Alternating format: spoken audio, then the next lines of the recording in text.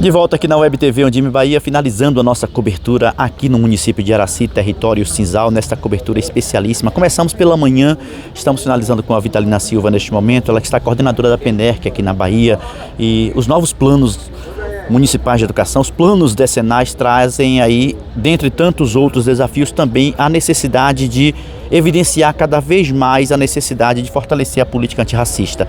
Não dá para ficar fazendo sempre leitura das entrelinhas, tem que estar muito claro, e esse é um objetivo que naturalmente você deseja continuar fortalecendo no interior da Bahia, Vitalina. Com certeza. Olha, Magno, é um prazer enorme estar aqui nesse primeiro encontro territorial aqui no território do Cinzal, especialmente porque nós, no Fórum Estadual de Educação, junto com a UNCM, nós construímos um documento que analisa o plano anterior, analisa os 10 anos dos planos municipais desse território, e é muito importante a gente ver esse cenário que foi desenhado com essas políticas que estavam lá nas 20 metas, políticas que foram nacionais, políticas estaduais, políticas municipais, e como elas se comportaram nos municípios para promover a ascensão, promover desenvolvimento, promover qualidade, mas que hoje a gente tem um outro cenário, um cenário que se inicia, que é essa construção do novo plano, mas que a gente precisa olhar o que foi esse resultado dos 10 anos do plano da Lei 13005 nos municípios, para a partir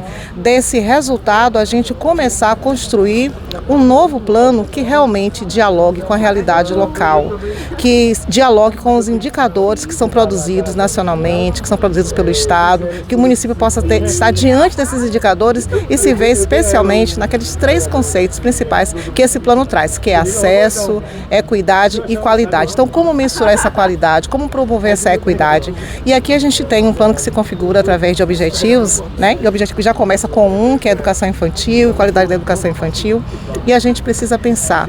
A qualidade da educação infantil, ela começa com a equidade, quando todos têm o direito a estar na escola, todos. E quando a gente vai ver esses indicadores, nós percebemos que a maioria das crianças que não estão na escola são as crianças pretas, pardas, são as crianças negras, são as crianças indígenas. Então esse é o grande desafio que esse plano traz. E assim, o que a gente precisa discutir com muita seriedade é que esse processo de equidade, ele precisa estar presente nas discussões de todas as etapas, de modalidades. A gente precisa falar sobre a equidade na educação de jovens e adultos, no Fundamental 1, no Fundamental 2, porque afinal os indicadores também nos mostram que quem mais abandona, que quem mais evade, que quem mais repete na escola, que quem mais tem dificuldade, que quem mais tem vulnerabilidade são as crianças, os adolescentes que estão na concepção, né, do IBGE como pretos, pardos e, por vezes, alguns municípios que têm comunidades indígenas. Conseguir compreender esses dados é também se organizar para fazer os enfrentamentos necessários. Nós estamos vivendo uma política hoje nacional que é o tempo todo de tensionamento, né? De querer voltar atrás em relação ao racismo como crime. Eu li uma notícia hoje que me deixou estarrecida. Então, a gente voltar atrás em coisas que a gente já garantiu através da legislação.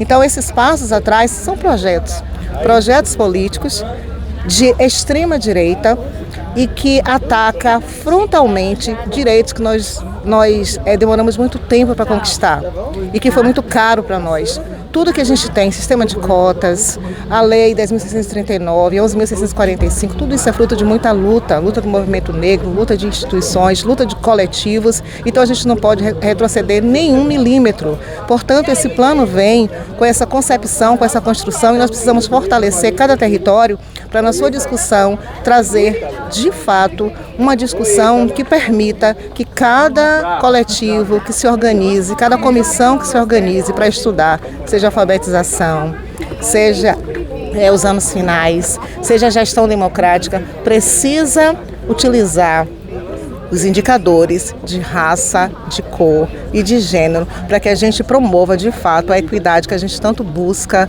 em relação às políticas públicas nacionais, estaduais e municipais. Então é um grande momento, é uma grande oportunidade da gente mergulhar nos dados, da gente se ver como um espelho, enfrentar os nossos desafios. Nós que sabemos que somos frutos de um país onde a escravidão foi um cenário de realidade e que a gente vive num país que tem um racismo estrutural fruto desse processo histórico, e não dá para a gente continuar atuando, especialmente na educação, que é onde tudo tem possibilidade de mudar, reproduzindo aquilo que a gente já viveu no passado. É hora de fazer os enfrentamentos. Sei que teremos tensionamentos, mas a gente conta com o Fórum Estadual, conta com o Conselho Estadual, com o Conselho Municipal, a gente conta com as promotorias públicas, com o Ministério Público. Então, assim, esse coletivo eu acho que vai fazer a força e a diferença. Estamos prontos para fazer um plano que realmente reflita aquilo que a gente tem de mais caro na nossa sociedade, que é dar oportunidade igual para todas as pessoas. Dito isso, Vitalina, nós precisamos compreender que equidade e educação antirracista não é modalidade, não é etapa da educação, são condições sine qua non para a promulgação dos novos planos, o tensionamento necessário para esses novos planos. E aí eu queria finalizar contigo e dizer o seguinte: você já conhece muito bem o que são as redes PMS, estamos voltando aí com essas redes, a formatação anterior também creio que não dá conta dessa atual realidade. Vivemos recentemente aí a interrupção de políticas públicas, seja do ponto de vista da interrupção de um mandato no Executivo Nacional, por outro lado também um congelamento de investimentos por 20 anos, isso tudo lá no cenário, tudo impacta no não cumprimento. Então não dá para falar também de terra arrasada. É claro que nós não chegamos nem perto daquilo que precisamos, mas dentro das condições que os municípios tinham, me parece que eles avançaram até muito mais do que retrocessos.